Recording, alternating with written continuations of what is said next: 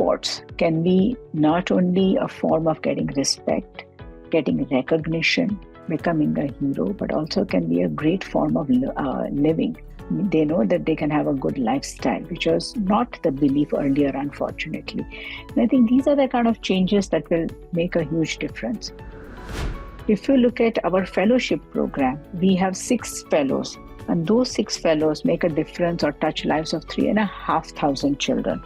And this also includes the differently abled. So then we talk about para games, Paralympics, para Commonwealth, all the para games. Then this is where it will eventually make a difference.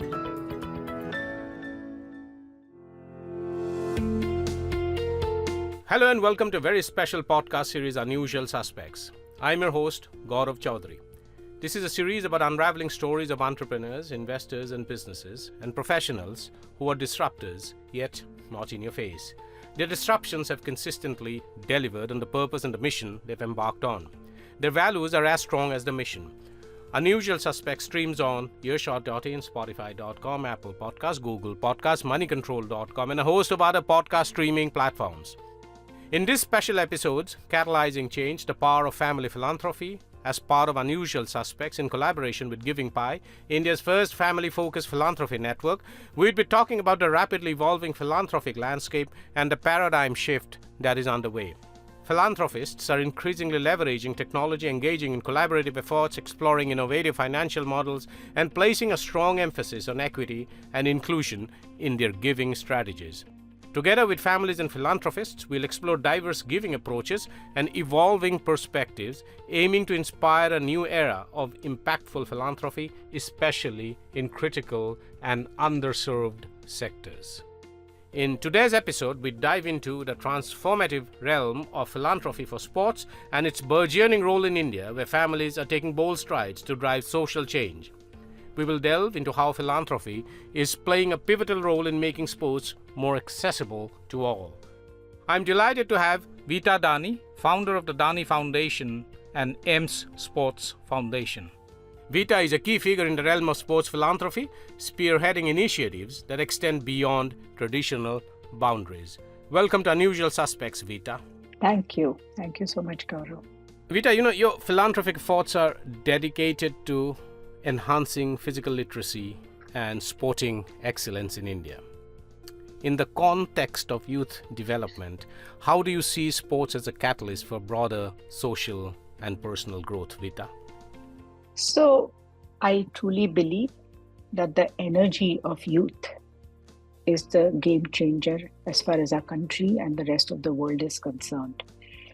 If the energy of the youth is directed in the right direction, we can achieve a lot more. Whether it speaks about the leadership quality of a sports person, whether it's a decision-making skill of a sports person, or it speaks about HR aspect of a human being. And all these things are learned from sports. So it's just that how energy is used in a positive manner. And today, as you know, India has majority of the population, which is its youth. Then this is the youth that's going to be the eyeballs. This is the youth that's going to have the buying power. This is the youth that's going to have the spending power.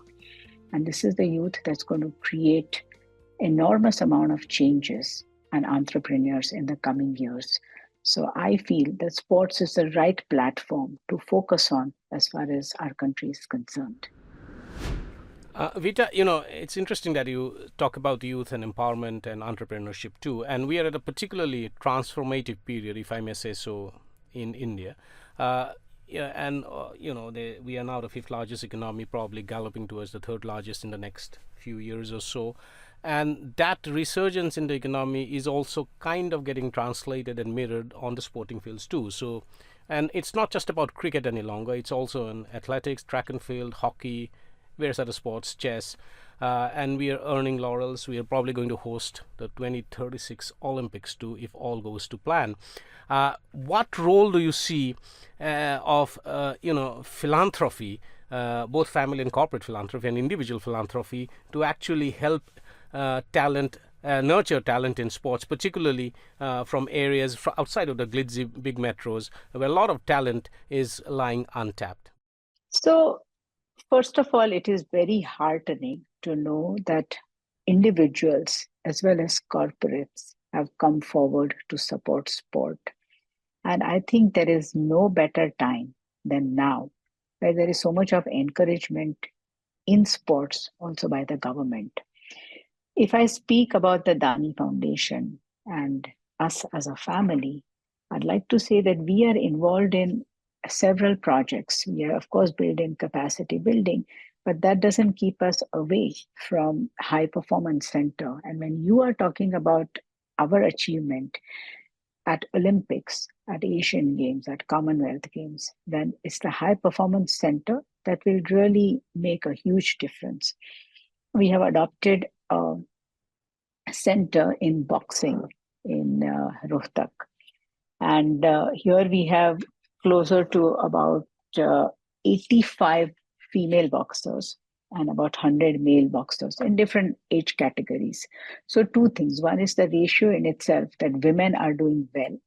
And second is that all of them together are performing well. And I think as a country, India has historically done well in boxing, and I'm sure it will continue to do so.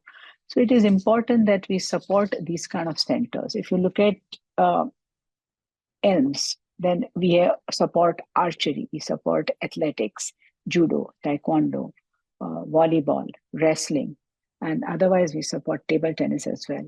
So I think it's just a holistic approach. It's a holistic plan that will come together and will make a difference in the larger scheme of things for our country. I think that's what I think is really important, Gaurav. Absolutely. And could you provide some specific examples which you alluded to in your in the response previously, or insights from the initiative of the ELMS Foundation or the Sports for Transformation Fellowship by Dani Foundation that highlight the role of sports in fostering development? Vita.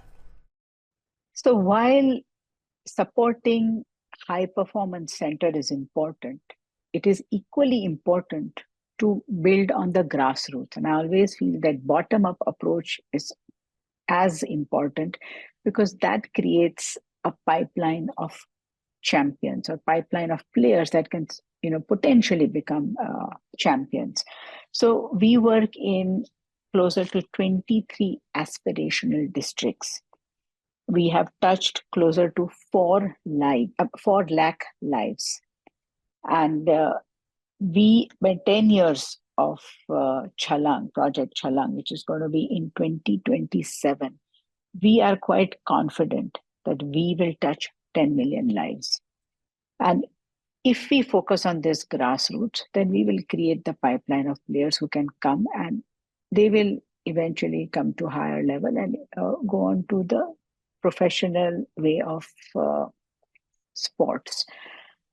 Also, I feel many people today in India believe that sports can be not only a form of getting respect, getting recognition, becoming a hero, but also can be a great form of living. They know that they can have a good lifestyle, which was not the belief earlier, unfortunately. And I think these are the kind of changes that will make a huge difference. If you look at our fellowship program, we have 6 fellows, and those 6 fellows make a difference or touch lives of 3,500 children. And this also includes the differently abled. So then we talk about para games, para Olympics, para Commonwealth, all the para games. Then this is where it will eventually make a difference. So year 1, we have had 6 fellows working in our fellowship program. Year 2, we are expecting about 15. So we'd like to believe that everything will become multifold. So I think that's the kind of impact that we look at as a foundation. And like this, there are many more people who I'm sure are doing some great work. And it's this collective effort that will really reflect in India as a sporting nation. Vita, in the realm of sports and philanthropy, could you delve into the strategic approaches that distinguish your initiatives from similar initiatives done by others? Vita? I know that, of course, Reliance Foundation does some exemplary work in sports, and I don't think I need to throw any light on it. Everybody knows about it. Similarly, Jindals do good work. Glenmark does work, I think, in swimming. Edelweiss supports athletes. OGQ, of course, the Olympic Gold Quest has been doing it for many, many years. And again, they do an exceptional job. And here, I think it's all under the leadership of Viren Raskina and Neeraj Bajaj, Prakash Padukone, who don't need any introduction or any credibility that they earn. And like this, I'm sure there are many more people, but these are the few names that come to my mind. I'm particularly interested, Vita, in hearing about any innovative strategies or collaborations with external entities that have significantly amplified the impact of your efforts. Are there any specific partnerships that have been instrumental in advancing your mission, Vita? Yes, we do have. We now have a tie-up with the Loughborough University. And as you may be aware, that Loughborough University is the finest sporting management school in UK, where all the athletes across several disciplines go and train there for Olympic sports. And of course, it's under the leadership of Sebastian Coe, who doesn't need any introduction once again. So we are very proud to say that ELMS has a strategic partnership with them. And we do send our children also to Korea to train. We also get foreign coaches over here to train. So I think we just have to create different models and different ways of figuring out how we can benefit our sports people. So whether they go there, whether some of the professionals come here, there's an interchange of players. So all these things together will make the difference. And I think that's important, Gaurav.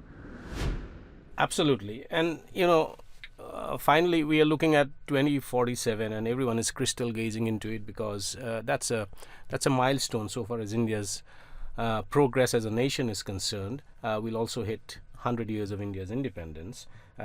But in all of this, while we're talking about development on the primary markers of development, etc., I think the significance of sports for development probably has got even more pronounced now, given the fact that we are marching towards a 100th year of independence. And you have been instrumental in contributing to this cause significantly. In your perspective, how do you envision philanthropists playing a pivotal role in mainstreaming sports for development in India?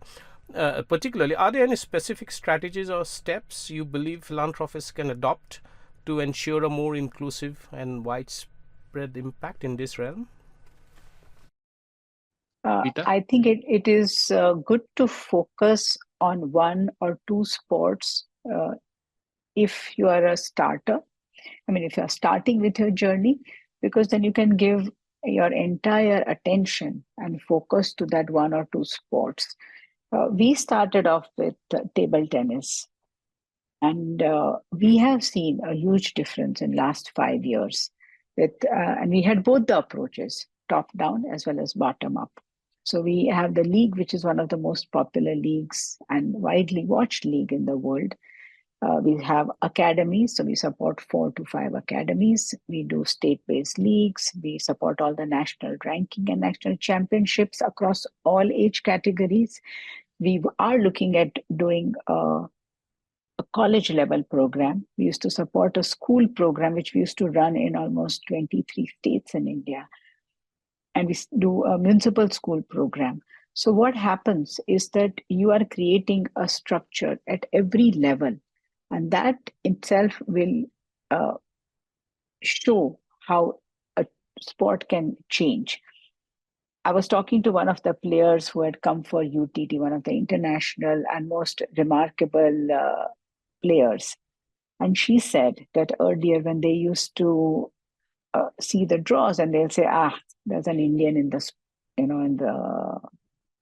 the draw. I say, now when we see the draw and they say, oh my God, there's an Indian in the draw. So that is the difference that people are seeing in India and perceiving that India can become a sporting nation and India can produce players. It's a question of putting the processes in place because we are a country of billion people, and I certainly would like to believe that we can produce enough champions and more. So it's the question of putting all the right framework in place, and we will create champions. And that's what it is, Gaurav. Absolutely, and I think your confidence is contagious. Having said that, however, what I would like to ask you finally is that, if I were to ask you to point out a few challenges that India faces from turning itself into a great sporting nation, what would those be? And related to that, as a supplementary, if there were certain policy changes that you think should be brought about, because the lack of policy initiatives that specifically needs to be addressed, what would those be? Vita. I am glad you asked me this question, about policy changing. So we are working with the government by saying that we must ensure that there is 1 hour of play in school every day in school. While this does happen in private schools, we need to ensure that this is also adopted in the government-run school. So two things will happen. One is, of course, people will become physically more literate, as we say it, or physically more active. It will keep diabetes away, and we need to go away from this impression and data that we are the diabetic capital of the world.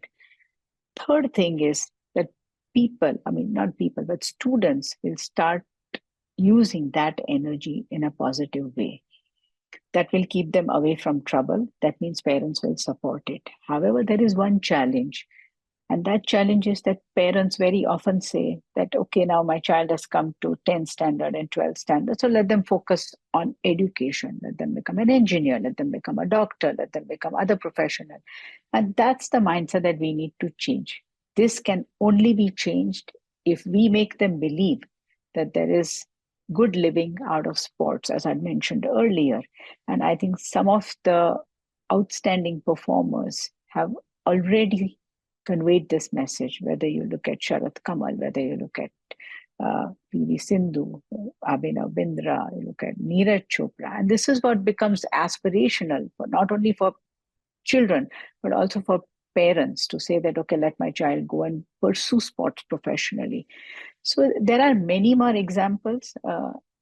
And I don't think even age is an issue anymore, because if you look at Rohan's performance recently, look at Leander Pace, and they're just fantastic.